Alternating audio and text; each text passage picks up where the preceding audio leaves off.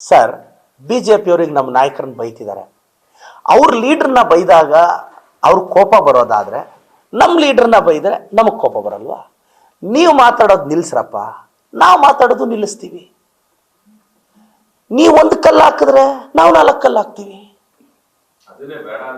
ಕಲ್ಲಂದ್ರೆ ಹಂಗೆ ಹೇಳ್ತಾ ಇಲ್ಲ ನಾನು. ಕಲ್ಲಂದ್ರೆ ಇಟ್ ಡಸಂಟ್ ಮೀನ್ ಕಲ್ಲಂದ್ರೆ ಹಿಂಗ್ ಹಾಕೊಳ್ಳೋ ಕಲ್ಲಲ್ಲ, ಕಲ್ಲಂದ್ರೆ ಹಿಂಗ್ ಹಾಕೊಳ್ಳೋ ಕಲ್ಲಲ್ಲ.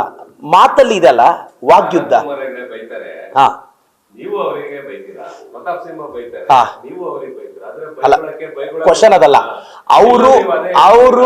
ಅವರು ನನ್ನನ್ನ ಬೈದ್ರೆ ನಾನು ರಿಯಾಕ್ಟ್ ಅವ್ರು ಬೈತಾ ಇರೋದು ನಮ್ಮ ಮುಖ್ಯಮಂತ್ರಿಗಳನ್ನ. ಆ ಸ್ಥಾನಕ್ಕೆ ಘನತೆ ಇದೆ. ನಾನು ಇವತ್ತು ಹೇಳ್ತೀನಿ ಸರ್, ಗೌರವಾನ್ವಿತ ಮಾನ್ಯ ಪ್ರಧಾನಿಗಳು ನರೇಂದ್ರ ಮೋದಿಜಿಯವರು, ಗೌರವಾನ್ವಿತ ಮಾಜಿ ಮುಖ್ಯಮಂತ್ರಿಗಳಾದ ಯಡಿಯೂರಪ್ಪ ಸಾಹೇಬರು. ಈ ಗೌರವದಲ್ಲಿ ಇಷ್ಟು ಕಡಿಮೆ ಆಗಲ್ಲ ನಮಗೆ. ನಮ್ಮ ಮುಖ್ಯಮಂತ್ರಿಗಳನ್ನ, ಉಪಮುಖ್ಯಮಂತ್ರಿಗಳನ್ನ ತಾವು ಐಡಿಯಾಲಜಿಕಲಿ ವಿಮರ್ಶೆ ಮಾಡಿ.